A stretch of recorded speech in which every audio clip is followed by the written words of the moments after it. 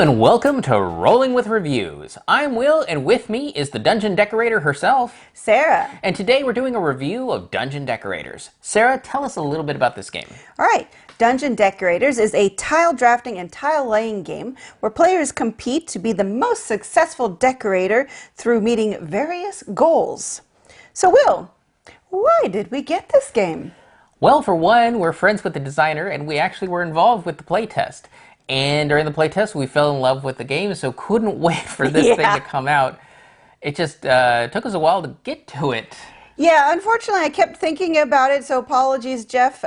We totally thought we'd play this sooner, but better late than never. We absolutely love playtesting, and we absolutely love playing it. I guess I shouldn't say that just yet. She's spoiling it. So let's move on to what we like about the game.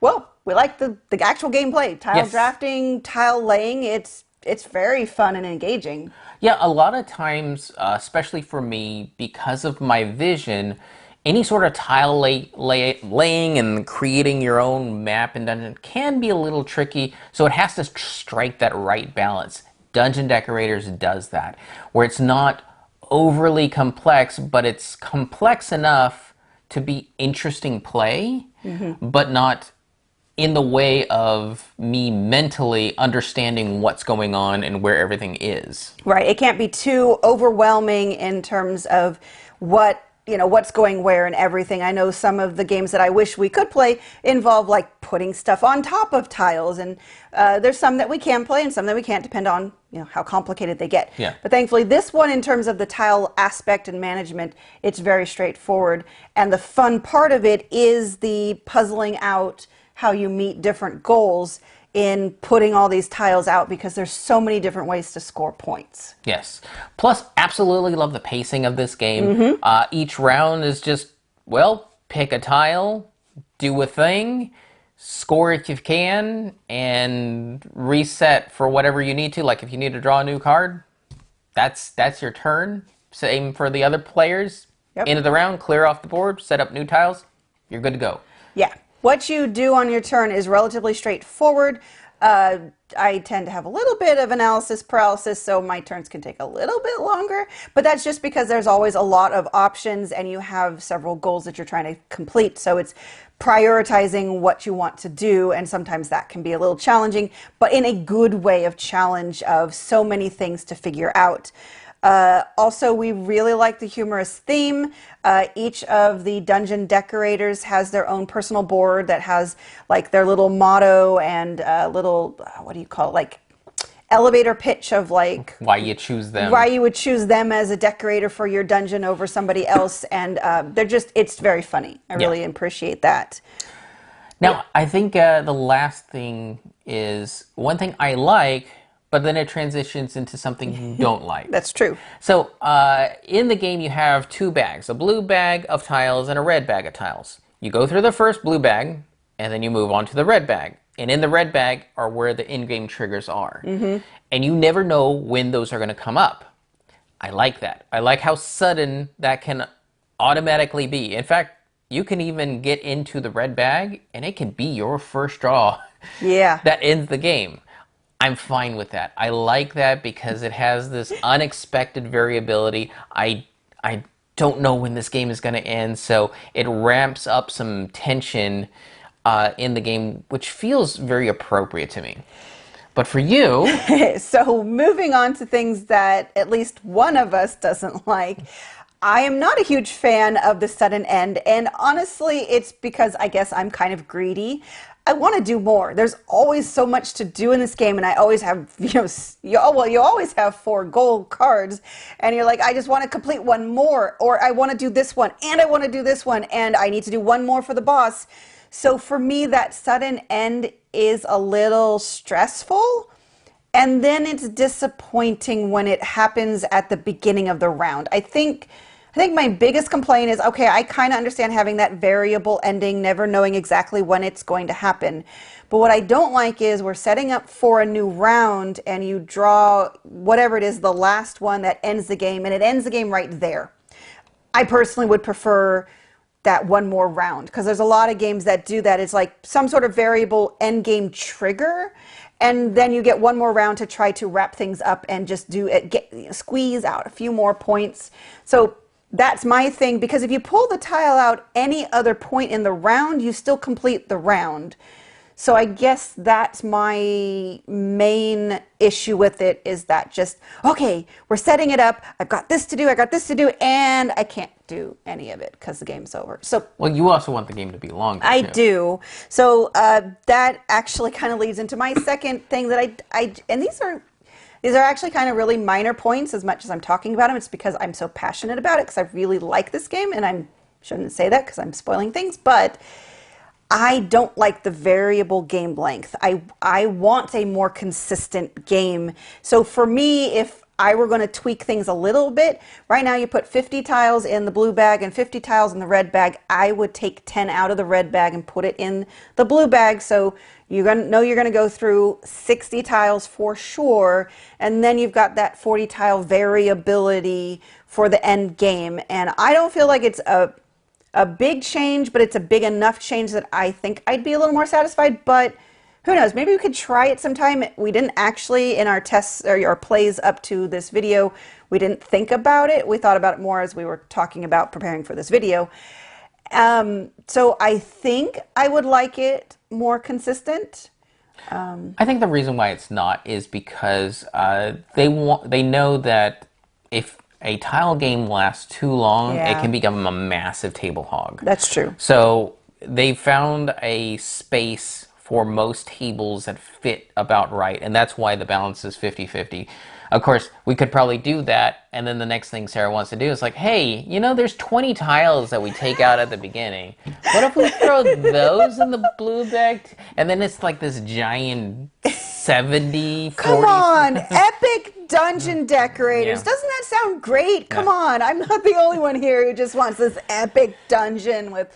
Okay. Well, all right, needless to I say, understand. it could be easy to extend your game, have a longer, bigger Yes. dungeon. You're not going to break anything. It's there. Well, because it's possible. Yeah, it's You possible. could get all the way to the end of the red bag, and so you could end up going through all 100 tiles that are possible in the game. It's just so far in our plays that hasn't happened.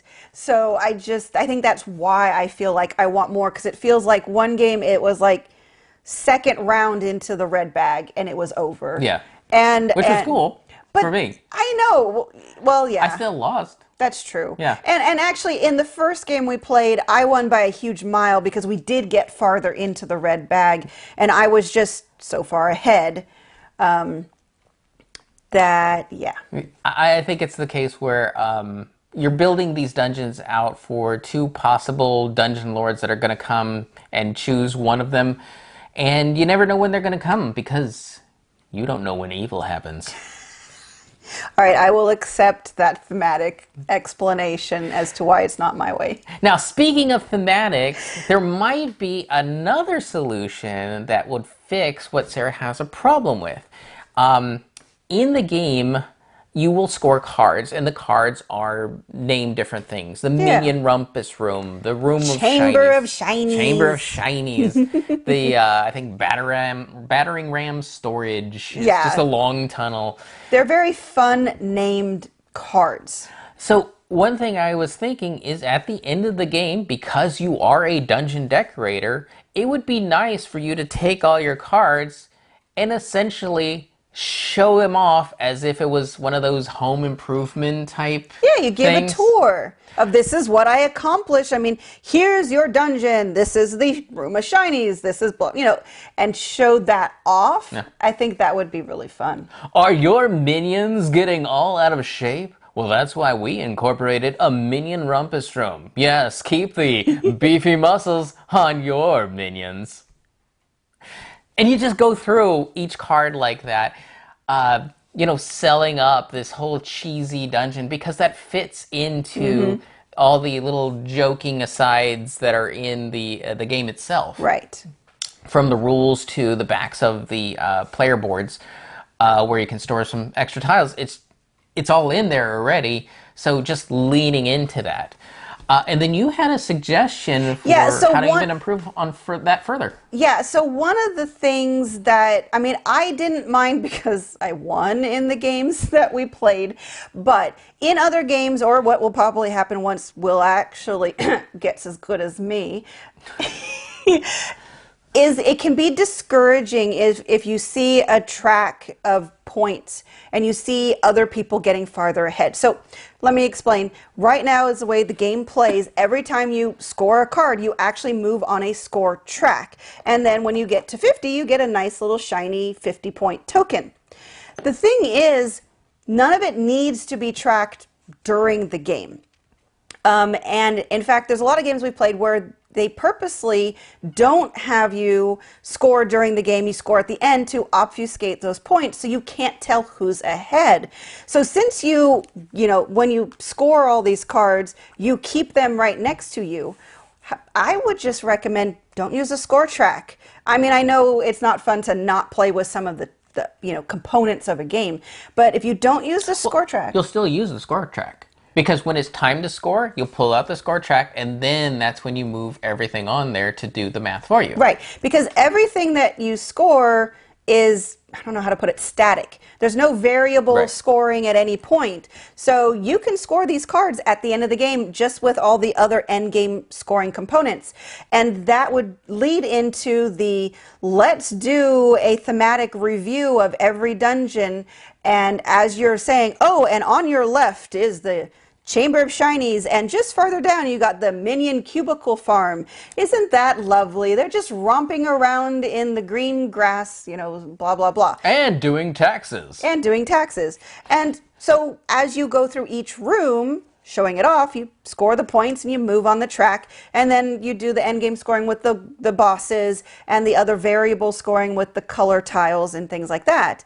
And that way, if you score everybody at the end of the game, nobody ever feels like, people could still feel like, oh man, I feel like they've done more cards, completed more cards than I have. And they could have. And they could have. But there might be less valuable cards. Right. And so that helps it so nobody feels like they're behind, which can happen when you visibly have a score track. I lapped Will on that first game, I think during the blue bag, during the first half of the game, I got to 50 points, and then I started catching up to Will and got ahead of him.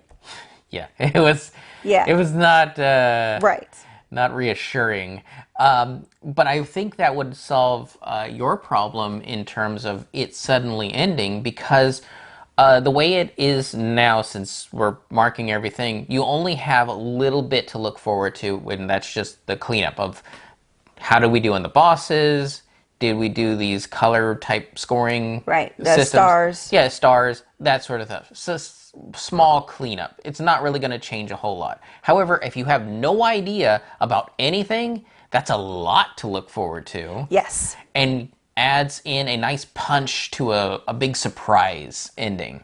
So that's why I think that might be perfectly fine if we keep playing it the way we are, except take out the rule of scoring during the game. Don't score during the game. Just you complete the card, you put it face down next to you, but at the end of the game, then you actually go through that stack, and then you can get that fun thematic review of your dungeon as you're scoring the points. And there's this, I think it'd be more dramatic buildup of, and there's this area, and there's this area. And I was like, ha, that's my dungeon. Can you beat that? Well, are you tired of your adventures having dry feet? Well, that's why we introduce the Swamp Room.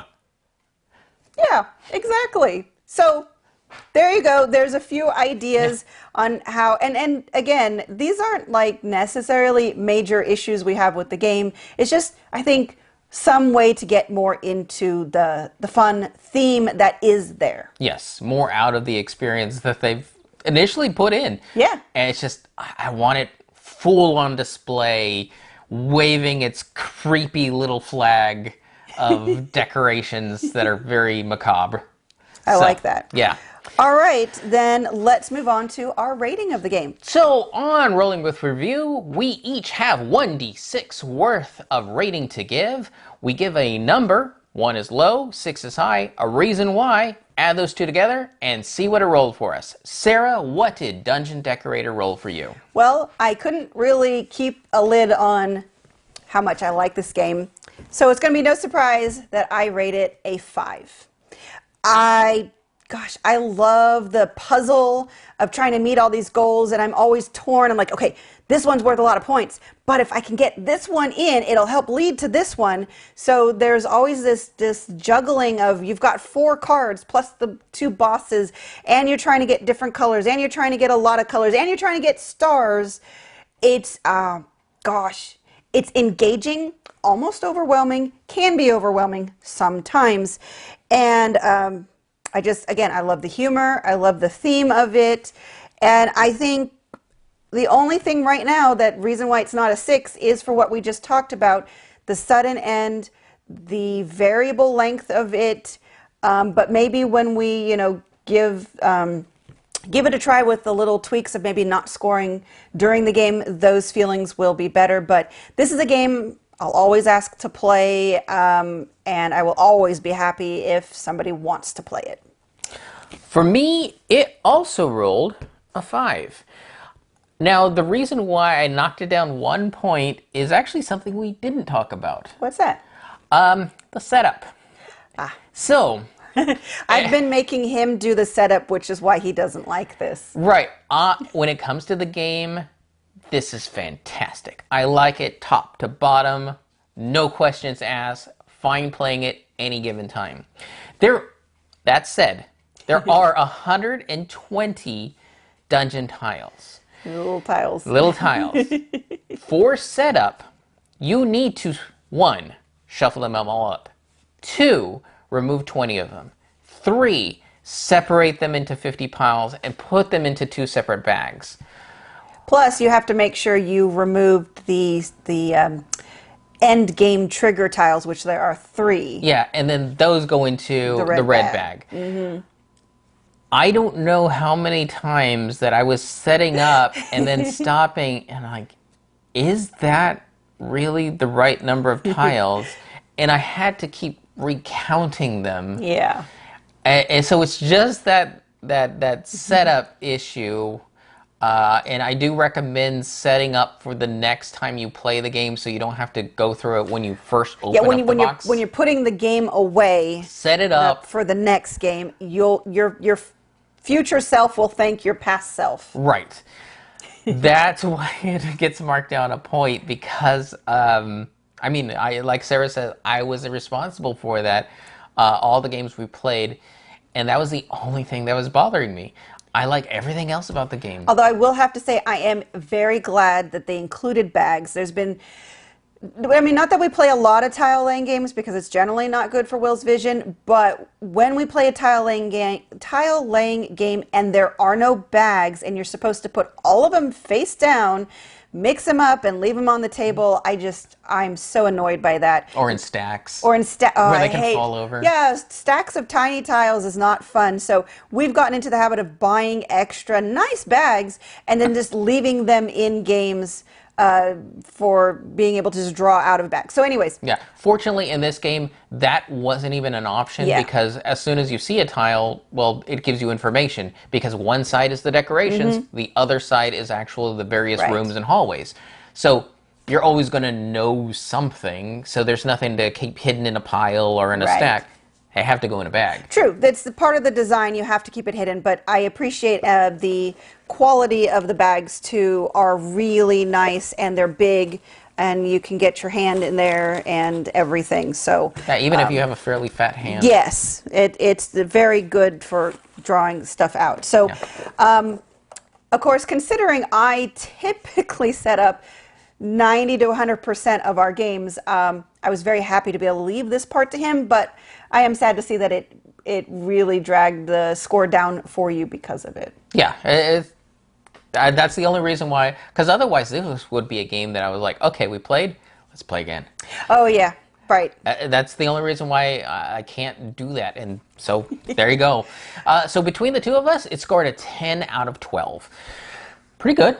Oh gosh, yeah. Obviously, it's a game we both love. Has some minor issues, but probably won't stop us from playing it pretty darn frequently. Right.